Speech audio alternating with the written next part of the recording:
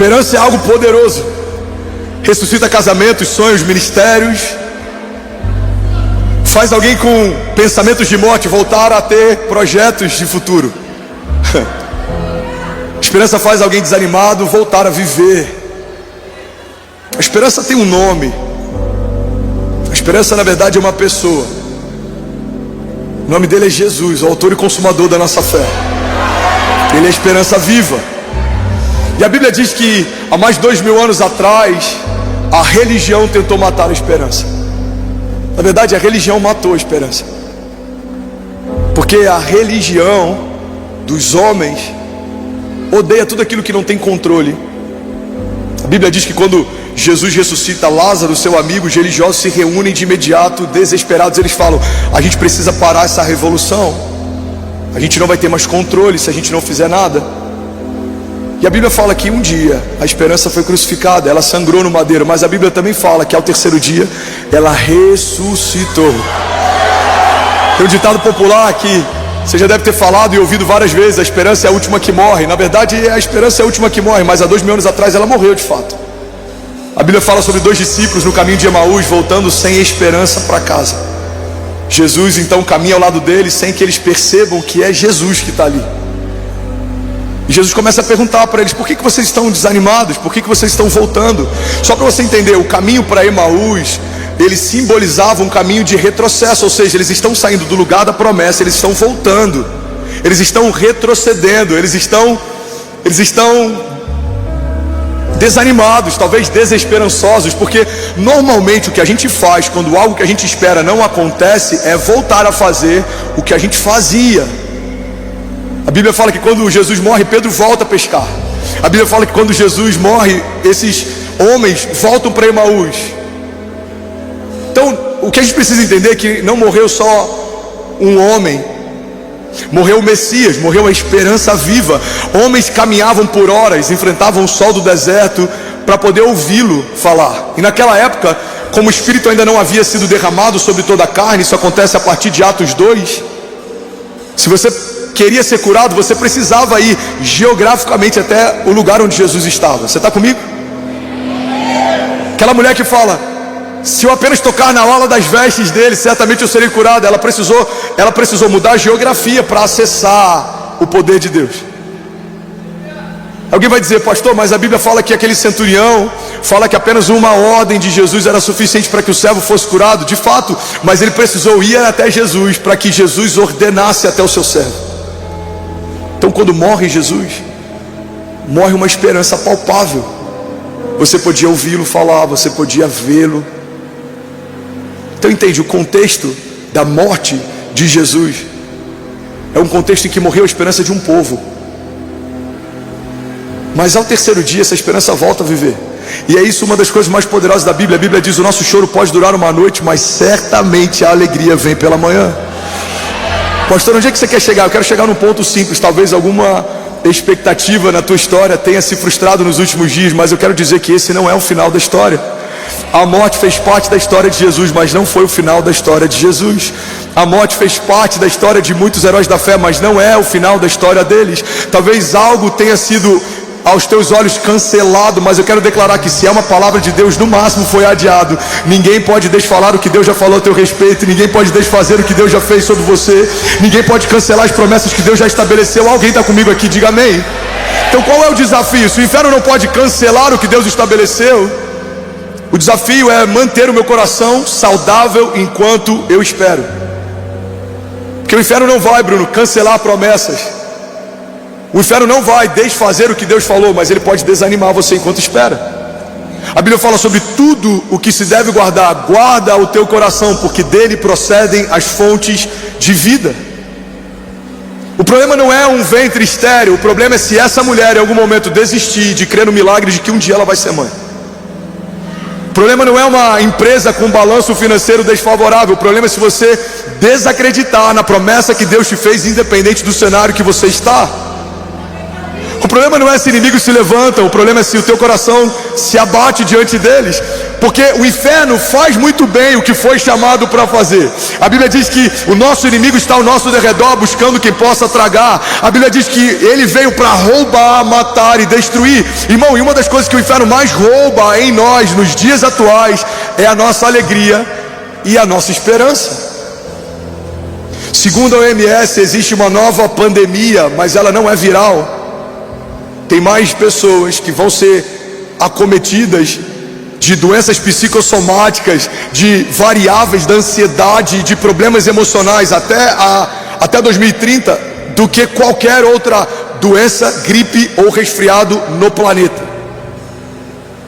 Eu não sei se é coincidência ou não que essa projeção do OMS acontece justamente quando se completa a Agenda 2030, mas o ponto é, em 2030, segundo a OMS, cada 10 pessoas que você conhece, se eu não me engano 7 ou 8, vão estar enfrentando algum tipo de desafio emocional. Irmão, nunca foi tão necessário uma palavra como a palavra que o Evangelho carrega, porque o Evangelho fala a respeito de uma esperança viva. Alguém está comigo aqui? Diga amém. Tem um escritor israelense, eu não sei como se pronuncia o nome dele, Harari, talvez algo do tipo, é um best-seller mundial, e ele escreveu um livro chamado Homo Deus, e ele fala sobre projeções a respeito do futuro. E esse cara é contratado por grandes corporações para fazer projeções sobre o futuro. Ele é muito bom nisso. E eu não concordo com a literatura dele em grande parte, mas tem algo que me chamou a atenção.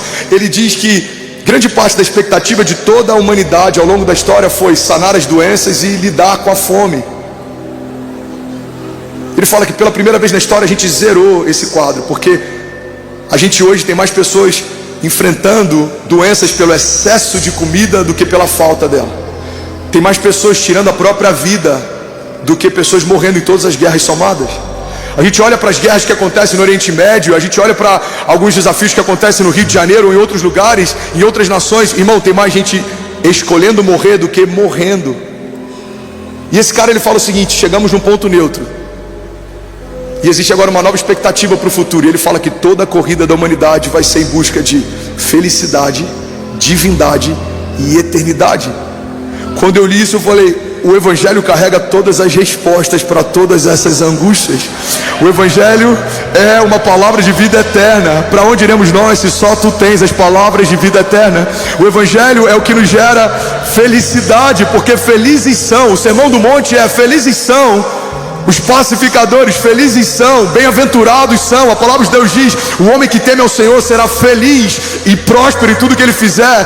Terá sua esposa sentada junto à mesa como uma videira frutífera, os seus filhos assentados ao redor da mesa como brotos de oliveira, e será como uma árvore plantada junto ao ribeiro das águas, que as suas raízes se estendem. Tudo que ele faz prospera, mesmo em tempos de seca suas folhas permanecem verdes, e ele dá o fruto certo no tempo certo. Alguém está comigo? Diga amém.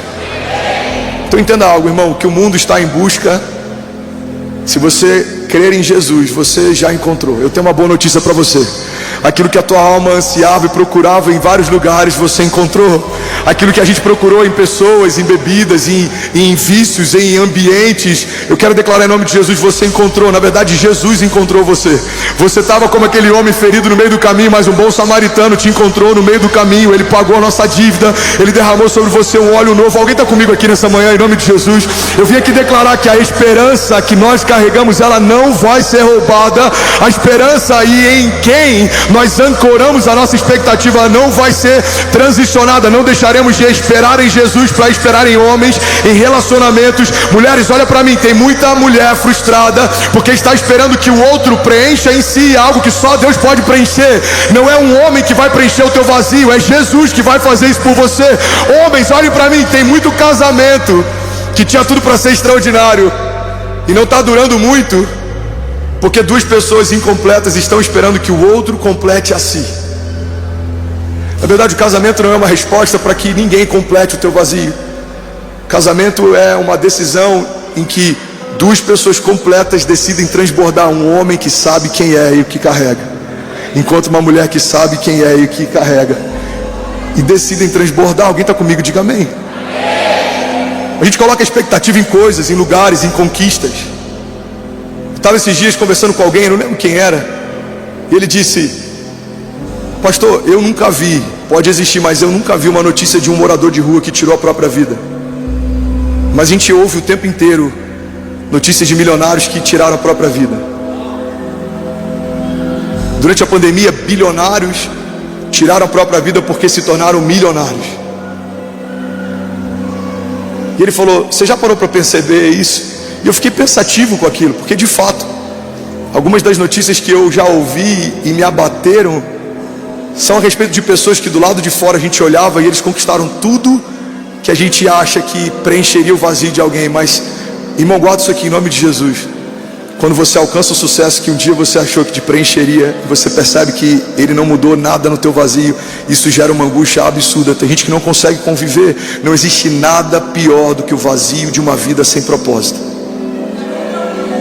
Você não foi chamado para viver uma vida qualquer. Você não foi chamado para ter conquistas qualquer. Pastor, você está falando que eu não tenho que conquistar? Não, você tem que conquistar todas as coisas que o Senhor preparou para você. Você tem que ser o melhor profissional, você tem que prosperar, você pode todas as coisas naquele que te fortalece. Mas a gente precisa entender que não é isso que vai preencher o nosso vazio. Isso é só o transbordo porque a gente está cheio. Não é porque você vai conquistar que você vai se sentir bem. Não, você se sente bem. Jesus encheu você, você foi preenchido, você foi sarado.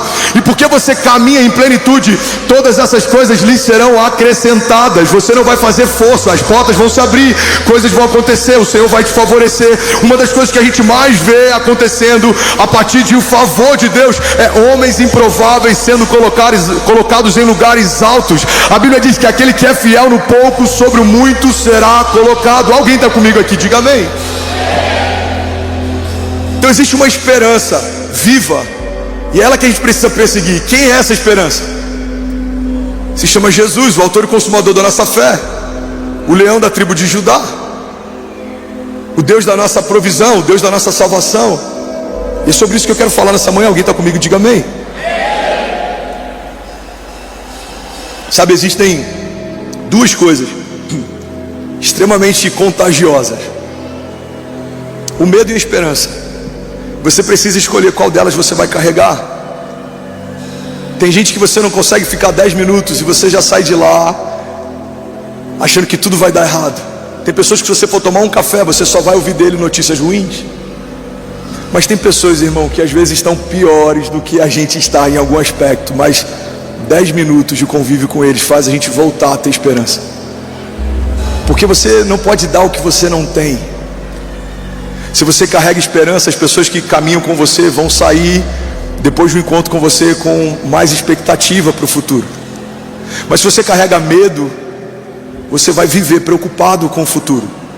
Uma das coisas que precisa ser um termômetro na nossa história é a palavra futuro. Quando a palavra futuro é comentada, ela te assusta ou ela te inspira? Quando o termo futuro é comentado, ele te deixa preocupado ou ele te deixa excited, ele te deixa extasiado, ele te deixa com expectativa? Irmão, todas as vezes que alguém fala sobre futuro, algo dentro de mim desperta, porque é para esse lugar que nós fomos chamados. A fé fala a respeito de uma dinâmica de antecipação. Tratamos as coisas que não são como se já fossem. O que é a fé se não uma expressão de esperança? As pessoas olham uma porta fechada, a gente está celebrando porque crê que pelos olhos da fé ela já se abriu. As pessoas veem um problema, a gente está celebrando porque a gente crê que pelos olhos da fé já se tornou testemunho. As pessoas olham um gigante, a gente está celebrando porque a gente crê que pelos olhos da fé já foi derrotado. As pessoas olham tempestade, a gente está celebrando porque a gente crê que pelos olhos da fé as ondas vão se acalmar e os ventos vão se aquietar. As pessoas olham uma fornalha aquecida várias vezes mais, a gente está dançando com Jesus porque a gente sabe que em algum momento o quarto homem da fornalha vai vir em nosso socorro para dançar com a gente no fogo também. Talvez as pessoas estão olhando para você e eles estão dizendo: não vai dar, não vai acontecer, não vai se cumprir. Mas eu vim aqui nessa manhã declarar em nome de Jesus que aquilo que os seus olhos não viram, aquilo que os seus ouvidos não ouviram e aquilo que ainda não penetrou no teu coração, é isso que Deus tem preparado para aqueles que creem e caminham debaixo do seu propósito. Se os céus dizem que vai acontecer, nós cremos, no céu já aconteceu. Vamos, alguém comigo aqui nessa manhã? Aleluia. Você pode dar um brado de liberdade no seu lugar? Aleluia. Então você precisa escolher, irmão, olha para mim. Você precisa escolher o que você vai carregar. Tudo que um filho não precisa é de um pai medroso.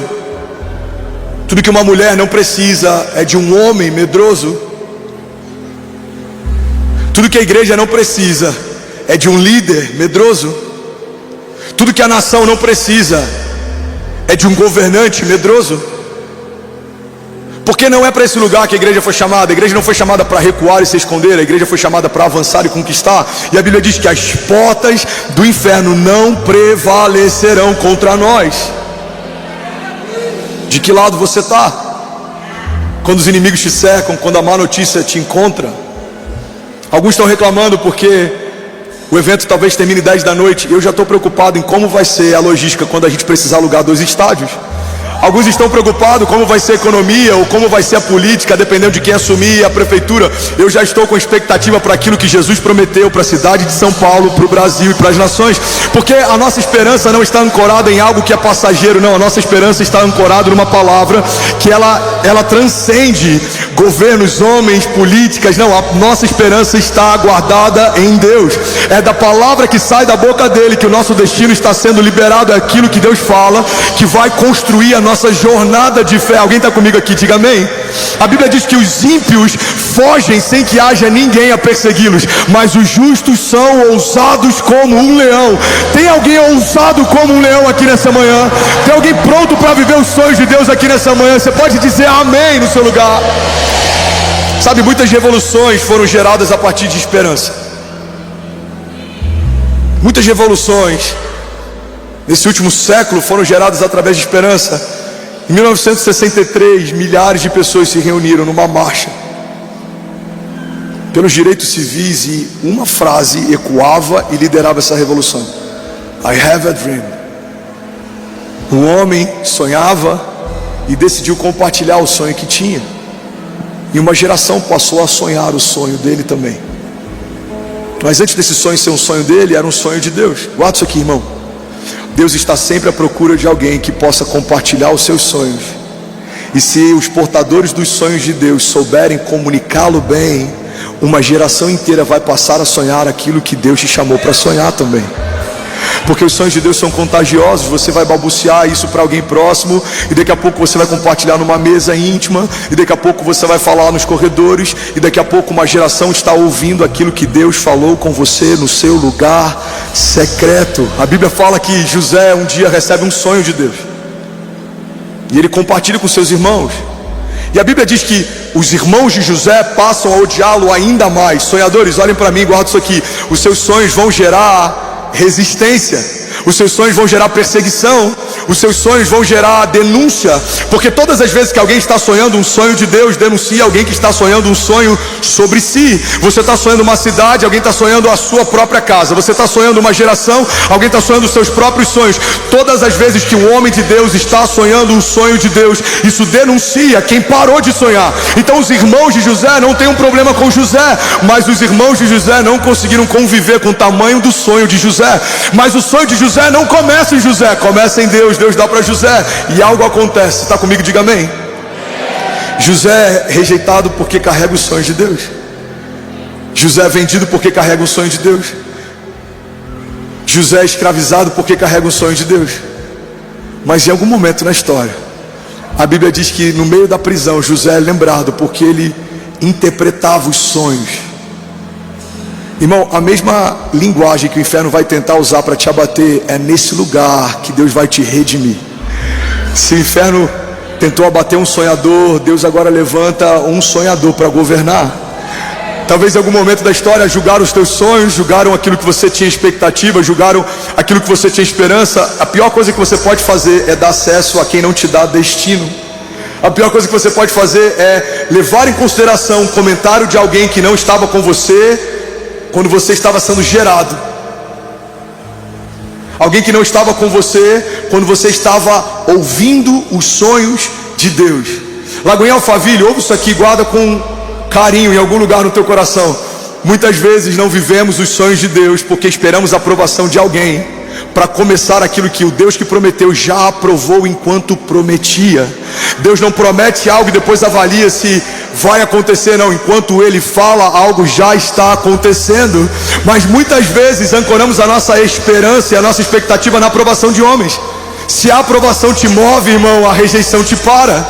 se é a aprovação de alguém que vai te manter feliz, se é o aplauso de alguém que vai te manter feliz, pode ter certeza que quando as palmas não estiverem lá, você vai pensar em desistir.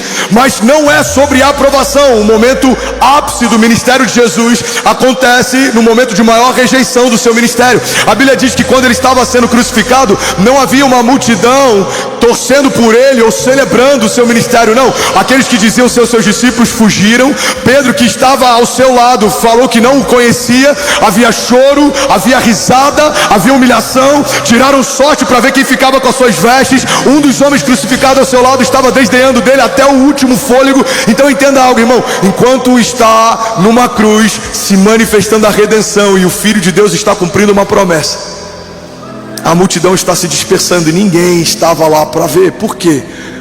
Porque não é sobre popularidade, não é sobre quantos te aplaudem, não é sobre quantos concordam, é sobre quem te viu quando ninguém via, é sobre quem prometeu algo para você quando você não tinha valor. É fácil alguém querer entregar uma palavra profética para o Neymar, é fácil alguém querer entregar uma palavra profética, sei lá, para o Lewis Hamilton, é fácil. Agora, nem todo mundo tem o mesmo intuito de se aproximar e de ter você perto, enquanto você é só uma promessa de Deus. É fácil se associar com quem está vivendo o cumprimento de uma promessa, mas é muito difícil acreditarmos em algumas pessoas enquanto são só promessas. Irmão, eu vou ser muito ousado em dizer que em alguns momentos, alguns dos sonhos de Deus para você vão ser tão fora do comum que vai ser difícil até para os seus pais acreditarem que de fato vai acontecer. Porque aquilo que Deus falou para você, Ele confiou a você. Não espere que ninguém concorde com o que você ouviu de Deus. Eles não estavam lá enquanto você ouvia.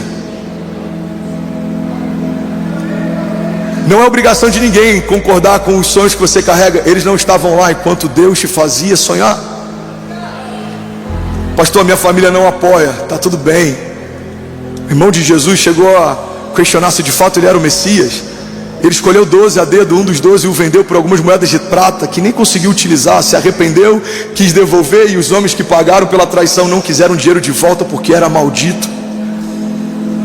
Tá tudo bem se alguém te perseguiu, te traiu, tá tudo bem se nem todo mundo concorda, celebra, tá tudo bem. Você faz parte do rol dos heróis da fé. José foi vendido pelos próprios irmãos. Abraão teve que sair do meio da parentela para poder viver o seu destino profético. Daniel foi traído pelos homens que faziam parte da mesma corte e habitavam no mesmo palácio. Jesus foi vendido por um dos seus discípulos, e quando teve a oportunidade de receber misericórdia, o povo que ele curava nas ruas gritava: crucificam. Agora, não está tudo bem se você abrir mão da esperança que você carrega, porque ninguém vai poder sonhar por você. Uma das coisas que mais abate a nossa geração é o vitimismo. É a ideia de que alguém nos deve algo, é a ideia de que precisamos de apoio. Irmão, tem muita gente que abriu mão do ministério porque em algum momento o seu líder não sonhou com o ministério que ele carregava. Irmão, olha para mim, foi o teu líder que chamou você, ou foi o próprio Deus que te chamou antes do teu líder existir? Tem gente desistindo do casamento por causa de uma briga ou por causa de algum desafio. Ei, irmão, olha para mim, aquilo que é precioso custa caro. Você precisa batalhar por isso. Você precisa manter acesa a chama e a esperança viva pela qual você foi chamado. Você não vai desistir do seu filho por causa de um problema qualquer. Por que você vai desistir de um sonho de Deus por conta de um primeiro gigante? Irmão, os gigantes têm um propósito. Eles são passaporte para o próximo nível de Deus. Todas as vezes que Deus quis levantar um homem, antes ele apresentou gigantes. Os gigantes estão afiando você, estão forjando o teu caráter, estão preparando os teus pés para que você não retroceda, para que você não desanime. Deus não vai confiar grandes planos a homens que não estão prontos para encarar os processos. Alguém está comigo aqui? Diga amém. Você está recebendo algo de Deus nessa manhã? Eu não vim massagear o teu ego nessa manhã, irmão. Eu vim aqui ativar a tua fé. A esperança viva que carregamos, precisamos protegê-la. A Bíblia fala, olha que poderoso isso, irmão, que se você tem um frasco de perfume caro e uma mosca cai nesse perfume, todo o perfume se perde. Alguém já leu essa passagem? Os vitimistas vão dizer: a culpa não é minha, a mosca que quis cair ali. Mas homens de Deus vão reconhecer: só caiu algo que contaminou meu bom perfume, porque eu deixei de tampá-lo. Só pode contaminar o teu coração se você tiver alguma brecha ou acesso para que contamine. Só consegue roubar a tua alegria se você der alguma brecha ou acesso para que alguém roube. Muitas vezes sentamos em mesas que não deveríamos sentar, ouvimos conselhos de quem não deveríamos ouvir, nos cercamos de pessoas que não deveríamos nos cercar. A Bíblia fala que feliz é aquele que não anda segundo os conselhos dos ímpios. Igreja, olha para mim. O que mantém a nossa esperança de pé é ouvir a palavra de Deus. O que você precisa? É ouvir um pastor? Depende. Se esse pastor fala sobre a palavra de Deus, isso pode te ajudar. Mas tem muitos pastores que de vez em quando pincelam a palavra de Deus só para trazer algum tipo de como é que eu vou dizer?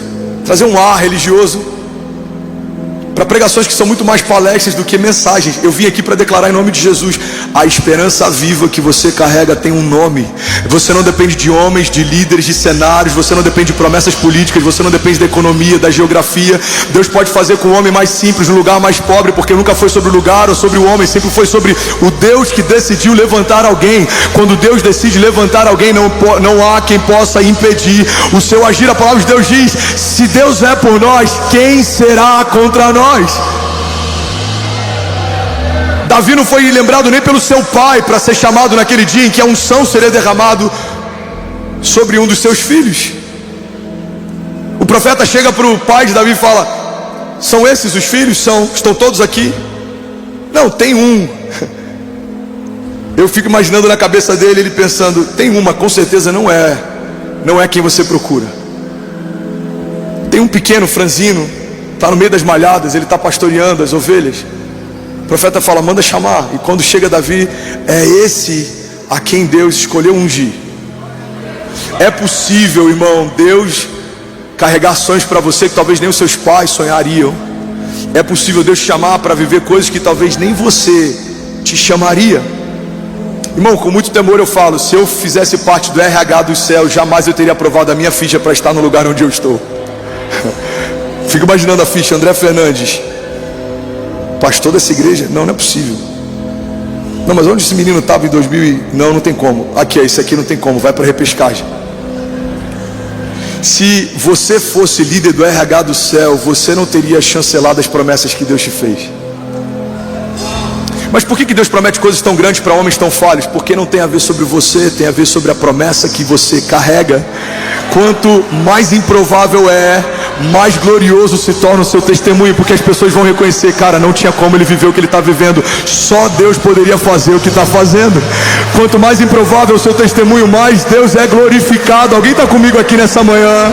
Vamos, já somos 25 mil famílias online, França, Angola e Canadá, acabou de conectar. Vamos lá conhecer. Será que alguém nessa manhã pode fazer barulho? Aleluia! Aleluia! Aonde eu ancoro a minha esperança? Alguns ancoram no histórico. Por isso vemos tantas pessoas velhas de igreja frustradas quando veem jovens vivendo os sonhos de Deus.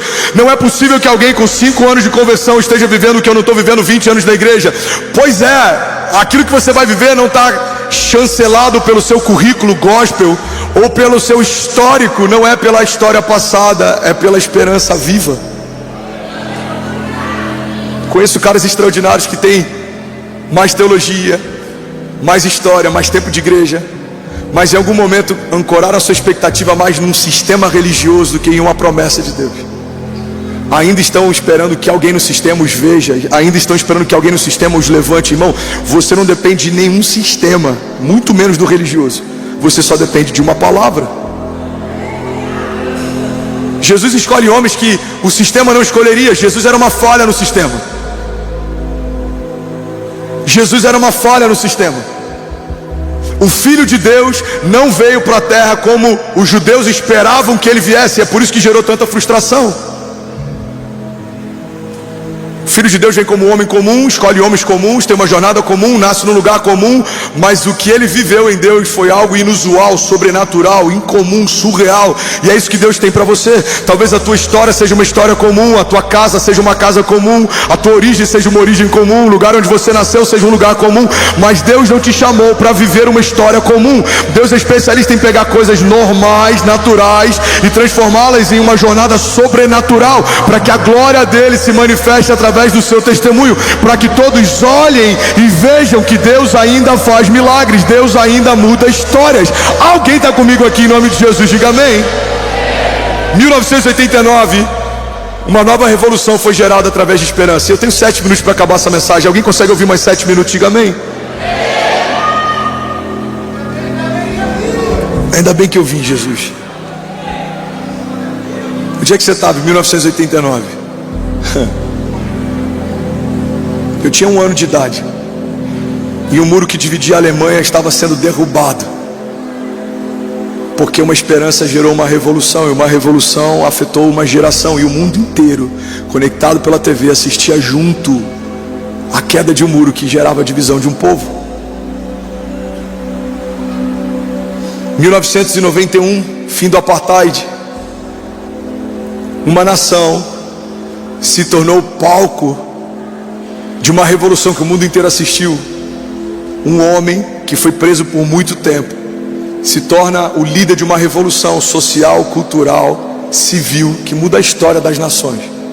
Agora, eu poderia ficar horas aqui falando de revoluções que foram geradas a partir de uma esperança, mas nenhuma delas se compara à revolução que o Evangelho gera. Porque o Evangelho não muda uma classe social, o Evangelho não muda uma nação, um país, o Evangelho não muda um conjunto de leis, o Evangelho muda a natureza de um homem, de escravo para filho. É por isso que o Evangelho nunca foi sobre melhorar quem somos. Irmão, olha para mim em nome de Jesus. Tem muita gente fazendo um desserviço em nome do Evangelho. Tem muita gente que acredita na ideia de que o Evangelho veio para melhorar você. Não, o Evangelho não veio para melhorar você. O Evangelho veio para transformar você. A palavra de Deus diz: transformai-vos pela renovação do vosso entendimento, para que possam experimentar qual é a boa, agradável e perfeita vontade de Deus. O Evangelho não veio para melhorar você. Você sabe o que melhora você? A academia melhora você, um bom coach melhora você, uma boa faculdade melhora você, algum tipo de capacitação melhora você. Você era assim, agora está melhor. Mas o Evangelho veio para transformar você. Você era de um jeito, agora não é mais. Você era uma pessoa, agora não é mais. Irmão, uma das coisas que precisamos perseguir à medida que caminhamos com Deus é a seguinte frase de alguns amigos que te conheciam no passado: você está irreconhecível. E aí você vai dizer: sim, eu estou irreconhecível, porque morreu quem eu era e nasceu quem Deus sempre quis que eu fosse. Veja, Deus está fazendo uma coisa nova. Aleluia, aleluia. Vamos agora em alguém comigo aqui, diga amém. Nunca foi sobre revolução social,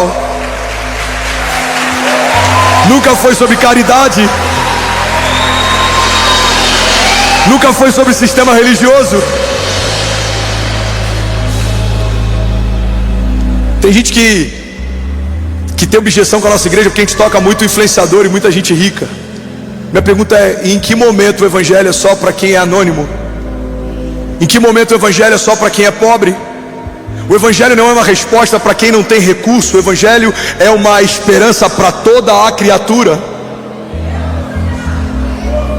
Uma igreja em Alphaville é tão importante como uma igreja na África, como é tão importante como uma igreja em São Paulo, ou no Rio, ou em Moçambique, ou em qualquer outro lugar, porque não somos um braço de caridade de um sistema religioso. Somos uma agência no céu, na terra. Nós somos aqueles que libertam cativos, curam enfermos e carregamos uma esperança viva. Alguém está comigo aqui? Diga: eu creio que a igreja de Jesus carrega uma esperança viva.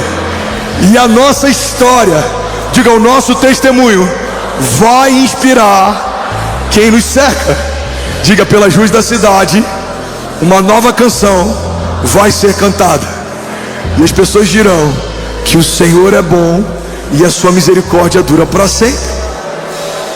Sabe, existe um estudo que diz que 3% da população mundial constrói cultura, 97% da população global consome cultura. Estamos vivendo um fenômeno aqui na nossa igreja. A gente está afetando quem constrói cultura, quem consome cultura. E agora a gente precisa dar um destino para cada uma dessas pessoas.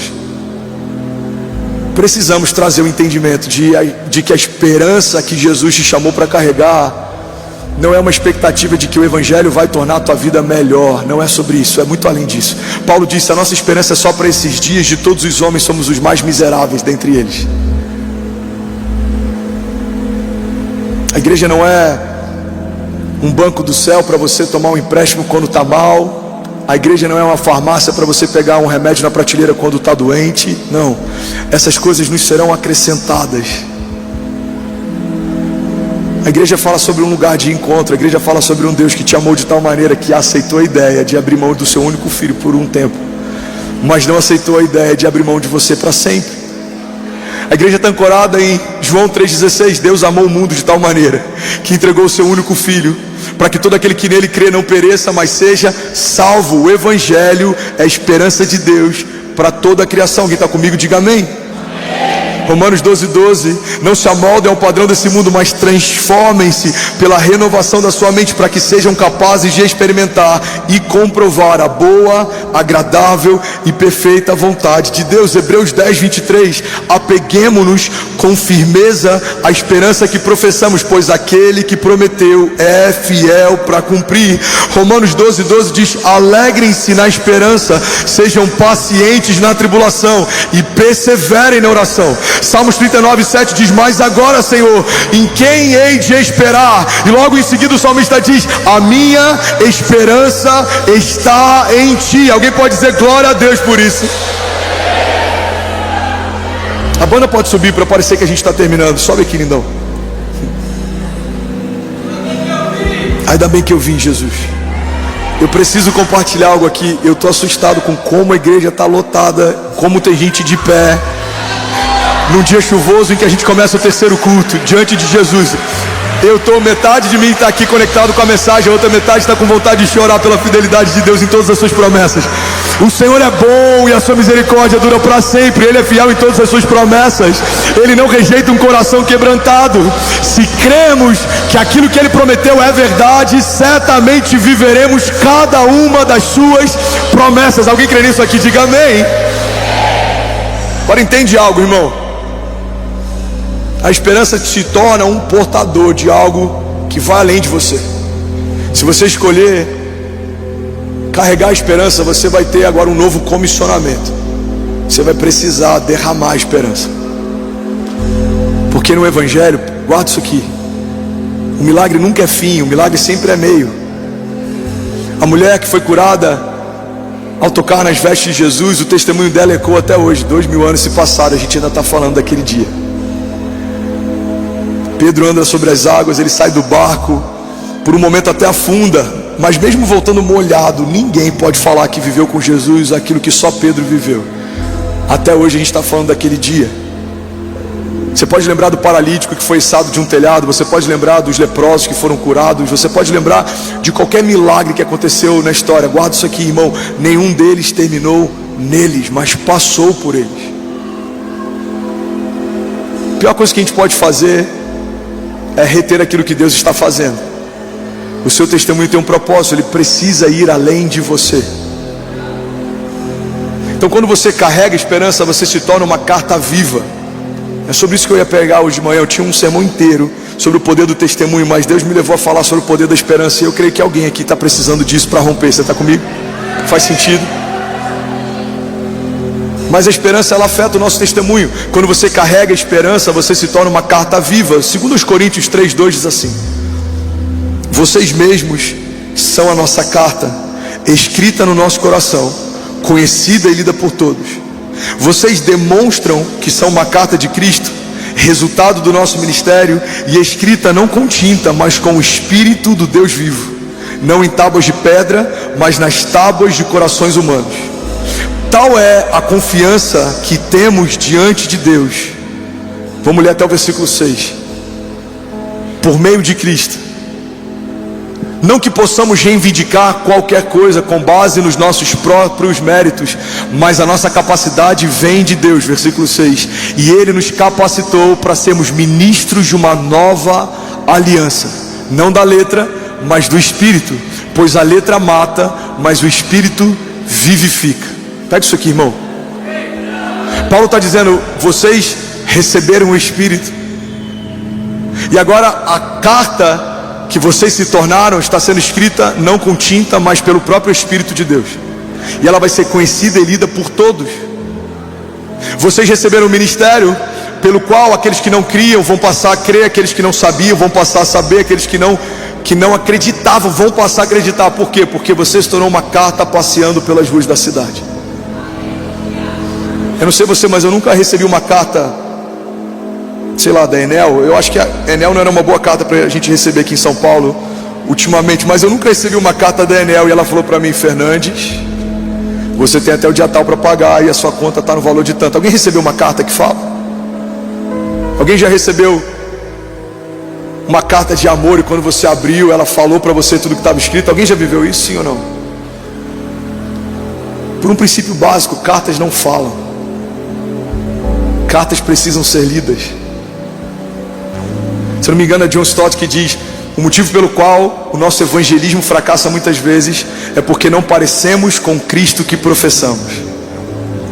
Os seus filhos não vão amar a igreja porque você pede para que eles amem. Os seus filhos só vão amar a igreja se eles perceberem que você ama.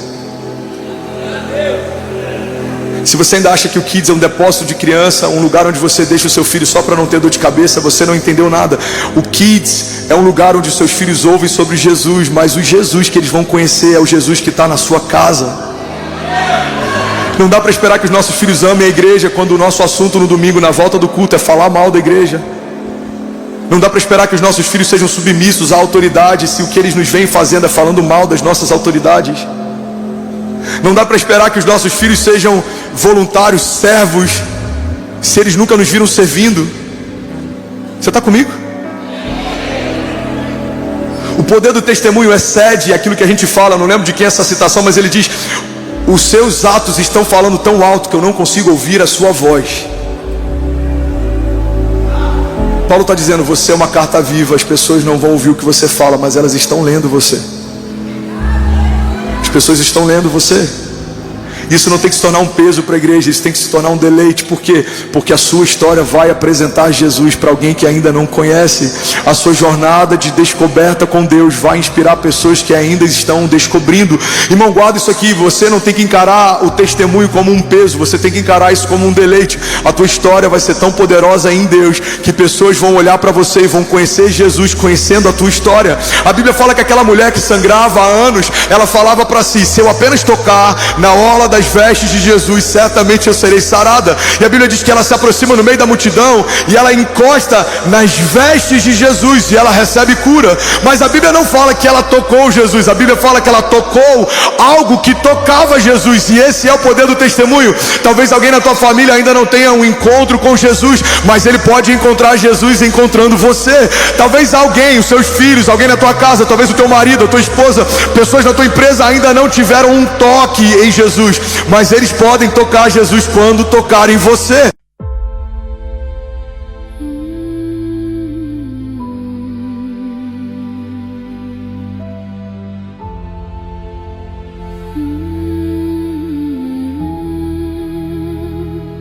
Vértigo de seda, mi calma se queda.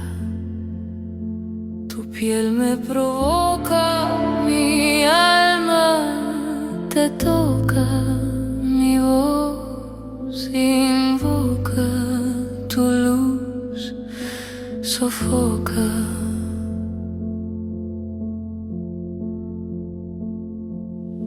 La noche suspira, mi mente conspira, tu sombra delira, mi calma se vira. Vértigo de seda, mi pecho en caída, tu culpa metida, mi fe rendida. Cada paso te nombra, mi alma la sombra, tu beso me asombra, mi calma se alfombra. El aire me atrapa, mi pecho se escapa, tu nombre me tapa, mi voz se desmapa. Vértigo de seda, mi trama encendida, tu luz prendida, mi piel vencida.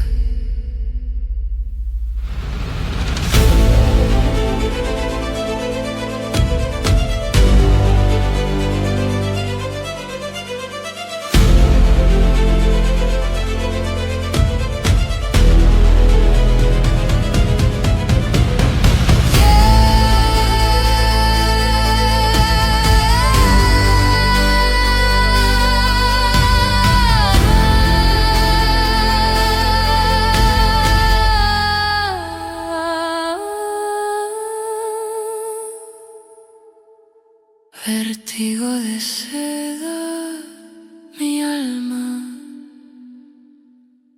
completa.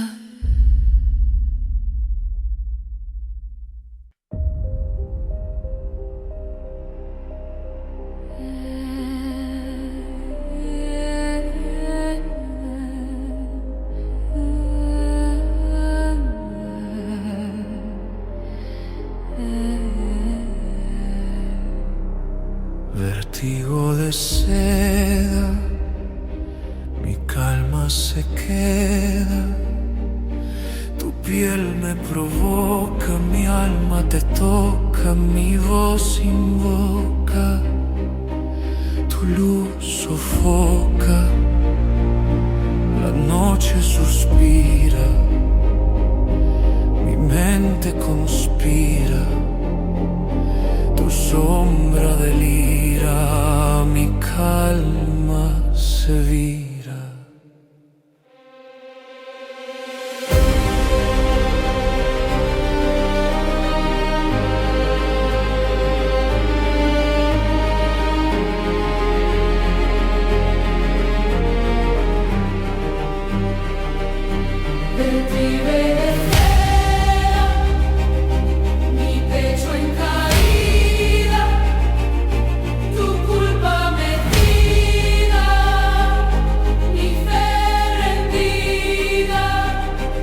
Cada paso te nombra, mi alma en la sombra, tu beso me asombra, mi calma se alfombra, el aire me atrapa, mi pecho se escapa, tu nombre me tapa, mi voz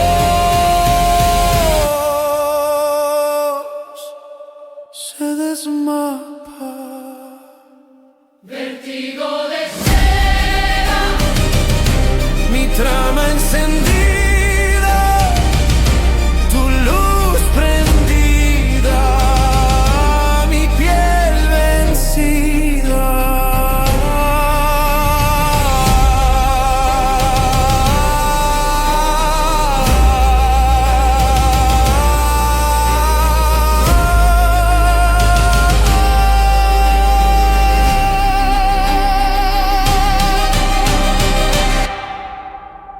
Yeah. Vértigo de seda, mi alma completa.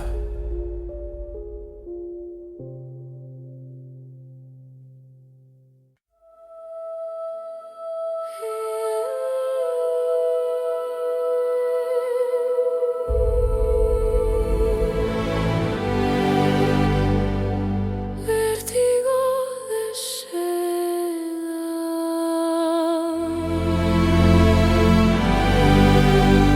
mi calma se queda,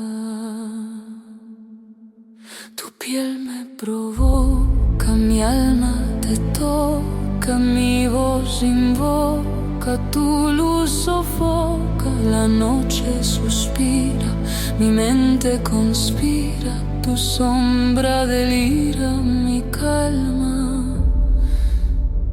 se vira. Vértigo de seda, mi pecho en caída, tu culpa metida, mi fe rendida. Cada paso te nombra, mi alma en la sombra, tu beso me asombra, mi calma se alfombra. El aire me atrapa, mi pecho se escapa, tu nombre me tapa, mi voz se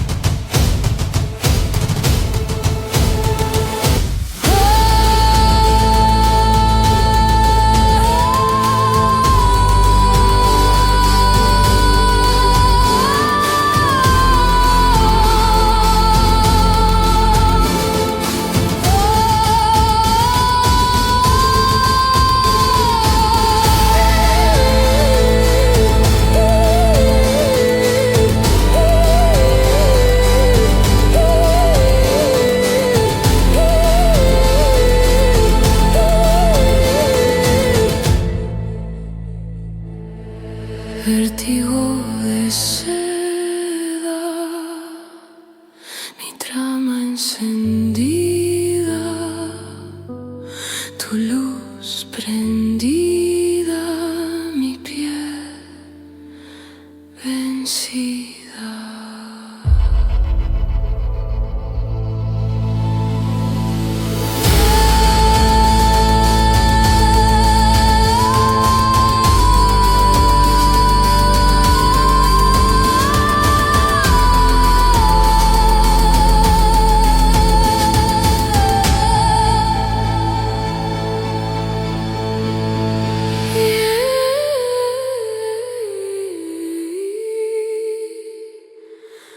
Vértigo de seda,